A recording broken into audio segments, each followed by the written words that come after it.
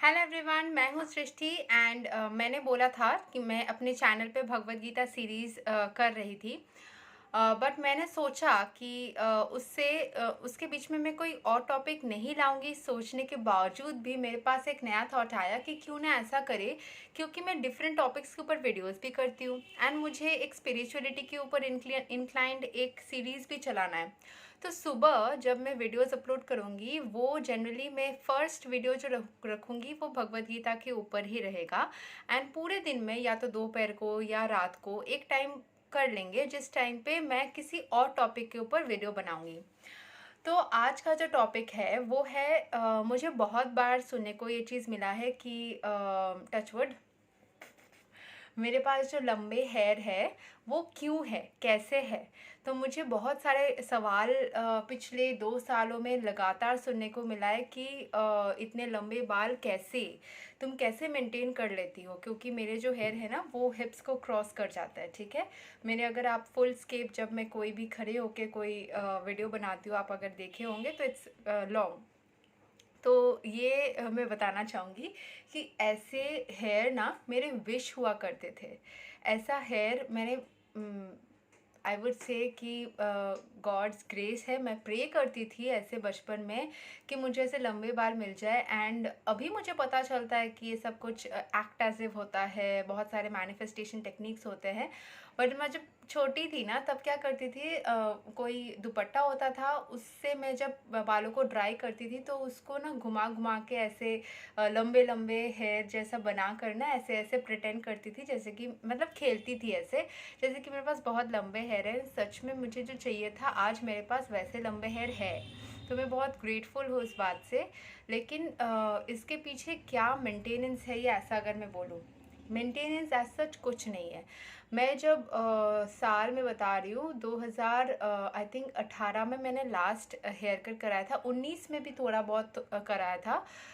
लेकिन 19 के बाद मैंने सोच लिया कि मैं अपना हेयर कट नहीं कराऊंगी। एक मैं लैक्मे अकेडमी में जॉब कर रही थी ना, तो वहाँ पे एक हेयर के ऊपर डेमोन्स्ट्रेशन हुआ था। उसमें मेरे हेयर को कुछ स्टाइलिंग कर दिया था शैम्पूइंग करके वहाँ के जो हेयर ट्रेनर थे। एंड सच बताऊँ उनके हाथ बहुत अच्छे थे। उनके साथ मेरा तो पर्सनल जो रिश्ता था वो काफ़ी अच्छा नहीं था, लेकिन मैं बताना चाहूँगी उनका हाथ जो था वो मेरे हेयर को सूट करे थे, काफ़ी अच्छे थे। एक इंसान का वाइब्रेशन होता है, मुझे नहीं पता क्या था, उन्होंने जब स्टाइलिंग करा था मेरे हेयर को टच किया था, टचवुड काफ़ी अच्छा, मतलब होता है ना किसी किसी का हाथ पता चलता है कि आपके स्कैल्प में लगने के बाद क्या डिफरेंस आ रहा है। तो काफ़ी अच्छा पॉजिटिव मुझे फील हुआ था कि मतलब अच्छा हो रहा था मेरे हेयर के साथ। तो उसके मतलब ग्रोथ अच्छा हो रहा था हेयर में। तो अभी उसके बाद क्या हुआ ना कि मैंने सोच लिया कि मैं हेयर कट कराऊंगी ही नहीं।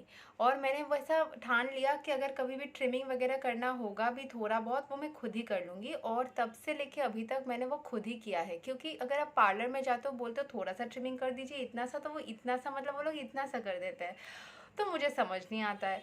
तो इसीलिए मैंने वो बंद कर दिया। एंड अगर मैं बताऊं कि मैंने अपने हेयर के साथ में क्या मतलब मेंटेनेंस किया, वो था मैं हमेशा से ही बचपन से जब मेरे स्कूल में थी ना, मेरे इतने इतने हेयर हुआ करते थे। मेरे हेयर ना मैं देखती थी मेरे क्लासमेट्स के कुछ लोगों के कितने जल्दी बढ़ जाते थे, उन लोग बहुत ज़्यादा हेयर कट वो लोग कराते रहते थे। मुझे कराना ही नहीं पड़ता था उतना उस टाइम पे, क्योंकि बहुत स्लो ग्रोथ होती थी जब मैं छोटी थी। तो फिर मैंने सोच लिया कि स्लो होगा ना, कितना स्लो होगा मैं भी देख लूँगी, इस बार मैं तो कराऊंगी ही नहीं, कितना टाइम लगता है मैं भी देखूंगी लंबे होने में। तो मैंने ऐसे छोड़ दिया। तो फिर वो अपने आप लेंथ ग्रेजुअली होता रहा, बढ़ता रहा। मैंने कहीं पे पढ़ा था कि समर सीजन में क्योंकि स्वेटिंग वगैरह होता है ना, तो हेयर का जो ग्रोथ होता है वो थोड़ा सा कम होता है। एंड विंटर में क्योंकि ड्राई रहता है ना, तो आराम से हेयर को हेल्दी कंडीशंस भी मिलते हैं एंड हेयर ग्रोथ अच्छा भी होता है। तो विंटर में हेयर कट कराना नहीं चाहिए। मैंने न्यूज़पेपर में कहीं पे कुछ एक पढ़ा था, तब मैं शायद स्कूल में ही थी, तब मैंने पढ़ा था स्कूल या कॉलेज में, आई डोंट रिमेम्बर। लेकिन विंटर में जो है उस टाइम पे हेयर का जो ग्रोथ होता है वो काफ़ी गुना ज़्यादा होता है समर के मुकाबले। तो फिर मैंने ना ऐसा देखना स्टार्ट कर दिया कि विंटर सीज़न और समर सीज़न में कंपेयर करके, उस टाइम मैं कॉलेज में थी जब मैंने कंपेयर करके देखना स्टार्ट किया, मुझे याद है कि मेरा कितना ज़्यादा डिफरेंस हो रहा है। इनफैक्ट मैंने कॉलेज में रहते भी काफ़ी, मैं बता रही हूँ, मैं जब थर्ड ईयर में थी ना, मैंने बहुत ज़्यादा हेयर कट करा के, इतना समय फ़ोटो अगर रहेगा ना, मैं एक पास्ट पुराना फ़ोटो इसमें लगा दूँगी। इतना सा छोटा सा मैंने हेयर कर लिया था, ठीक है? इतना छोटा सा मेरा पोनी होता था। मैंने लेयर्स कट करवाया था और मैं बहुत अजीब दिख रही थी, क्योंकि मेरा जो फेस है ना वो काफ़ी ब्रॉड है ना, उसके साथ में लॉन्ग हेयर ही अच्छा लगता है। तो अगर मैं इतना सा छोटा कर ली थी तो मुझे थोड़ा खुद ही अजीब लग रहा था। मैं एक पिक्चर अगर रहेगा मैं लगा दूँगी। फिर उसके बाद मैंने सोचा ऐसा, मतलब जब ऑफिस में थी उस टाइम पे मैंने सोचा कि नहीं, मुझे हेयर लंबा ही करना है। तो मेंटेनेंस, जैसे मैं बोल रही थी कि नॉर्मल ऑयलिंग एंड शैम्पूइंग जैसे होता है, हफ्ते में जब भी मन करता है, मुझे लगता है मुझे थोड़ी ऑयलिंग कर लेनी है, मैं कर लेती हूँ। ऑयल के लिए मैं नॉर्मल कोकोनट ऑयल यूज़ करती हूँ, उसके साथ में मतलब या तो बीच में मैंने थोड़ा सा आमंड ऑयल ख़रीदा था, थोड़ा सा जस्ट फॉर एक्सपेरिमेंटिंग। फिर मैंने एक ऐसे डॉक्टर वीगन का एक ऑनियन ऑयल आता है 100 रुपये का, वो मैंने एक बार ट्राई किया था। एंड उसके अलावा मैंने बीच में थोड़ा सा, मतलब रिसेंटली मैंने कुछ हर्बल ऑयल्स भी थोड़ा सा देखना स्टार्ट किया है। मैं जब कॉलेज में थी उस टाइम मैंने पतंजलि का हेयर ऑयल भी ट्राई किया था। तो मतलब मैं ऑयलिंग में जो भी मिल जाता है ना, मैं थोड़ा बहुत ट्रायल एंड एरर की हूँ, ऐसा सोच के नहीं कि यही बहुत कुछ रिजल्ट दे रहा है बोल के, बट क्योंकि मुझे पता है ऑयल्स तो हर वक्त घुमा फिरा के अच्छे ही होते हैं। तो फिर मैंने वैरायटी ऑयल ट्राई किया, एंड शैम्पू में मैं पतंजलि का ही यूज़ कर रही हूँ बहुत सालों से। जब से पतंजलि दुनिया में आया है तब से मैंने उसको, क्योंकि क्यों बता रही हूँ, मैं थोड़ी इकोनॉमिकल पर्सन हूँ। उसमें मैंने देखा पतंजलि का बहुत सस्ता आ रहा है, 75 रुपीज़ में उस टाइम नेचुरल मिलता था, एंड 85 रुपीज़ में एलोवेरा। अभी तो बढ़ के शायद एलोवेरा का फिर 95 हो के अभी शायद 100 या 110 अप्रॉक्स ऐसा कुछ है एलोवेरा का। तो फिर मैं इकोनॉमिकल पर्सन हूँ, उस तरीके से देखूँ तो वो मुझे काफ़ी मतलब गुड क्वालिटी में अच्छा प्राइस में मिल रहा था, तो मैंने उसको यूज़ करना स्टार्ट किया। मैंने नेचुरल भी यूज़ किया, वो सूट कर रहा था। रिसेंटली एलोवेरा ही सूट कर रहा है।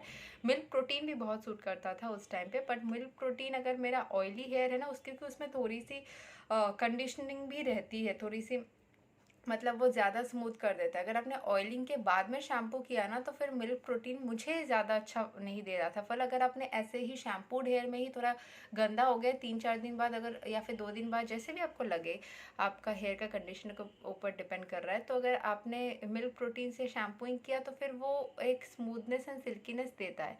अगर आप ऑयल्ड हेयर में लगा रहे हो ना, तो ऑयल्ड हेयर में ऑलरेडी थोड़ी सी मॉइस्चर रहती है, तो उसके ऊपर भी मुझे नहीं लगता कि मिल्क प्रोटीन ज़्यादा इफेक्ट डाल रहा है। तो उस टाइम या तो एलोवेरा या नेचुरल यूज़ कर लेना अच्छा है, नहीं तो मिल्क प्रोटीन भी अच्छा है।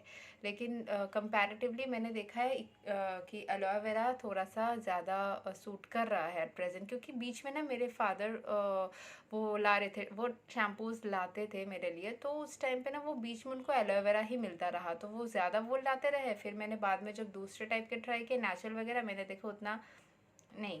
तो फिर इसीलिए मैंने एलोवेरा ही एट प्रेजेंट कर रही हूँ पतंजलि का। एंड ऑयल में एट प्रेजेंट मैं थोड़ा नारियल तेल के साथ थोड़ा एक दो अलग अलग टाइप के हर्बल ऑयल्स भी थोड़ा ट्राई कर रही हूँ।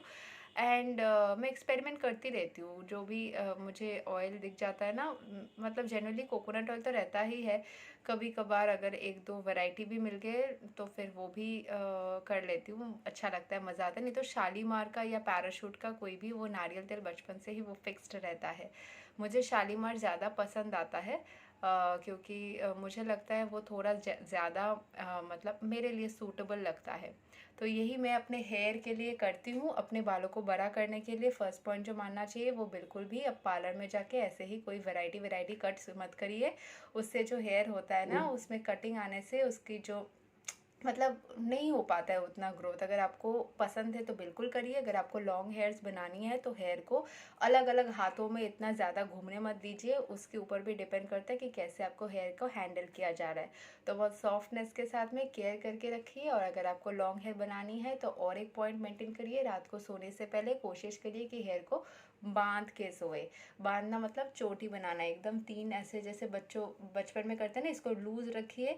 इसमें आप 3 ऐसे ये बना लीजिए और प्रॉपर इसको चोटी बनाइए। ऐसे करके पूरा प्रॉपर चोटी बना लीजिए, ठीक है। थोड़ा बहुत ऐसे करके बना लीजिएगा। और अगर आपको मतलब कॉम्बिंग करना है तो मोटे मोटे जो कॉम्स होते हैं ना, जिसमें थोड़े मोटे वो टीथ रहता है, उससे थोड़ा हेयर को ऐसे करके पकड़ के फिर हल्का हल्का करके उसको कॉम्बिंग कीजिए, या फिर अपने हाथ से भी ऐसे ऐसे कर सकते हैं इसको छुड़ाने के लिए, क्योंकि थोड़ा बहुत तो ऐसे गिट्टी आ ही जाता है। लेकिन उसको ज़्यादा पुल मत कीजिएगा हेयर को, फिर रूट को दर्द होगा एंड वो उखड़ जाएंगे। तो सॉफ्टली इसको कैसे आप कॉम्बिंग करें। मैं ना बीच में अच्छे से कॉम्बिंग नहीं करती थी, मतलब करती नहीं थी ऑफिस में, कभी कभी ऐसे भीगा रहता था ना ऑफिस में जाने के बाद, तो ऐसे खुला छोड़ देती थी, तो वो भी ख़राब होता है, उससे भी हेयर मतलब ऐसे ही गिट्टी में रह जाता है, फिर अच्छा नहीं होता है। तो हल्का हल्का करके कॉम्बिंग करके उसको थोड़ा सा क्लीन करके रखने से हेयर मेंटेन रहेगा। बहुत सिंपल से नुस्खे हैं, प्रोडक्ट्स बहुत सिंपल से यूज़ करने हैं, एंड हेयर को सिंपल तरीके से, आपको अपने हेयर से अगर प्यार होगा तो अपने आप ही हेयर अच्छे से ग्रो करता रहेगा। Thank you so much, take care, bye bye.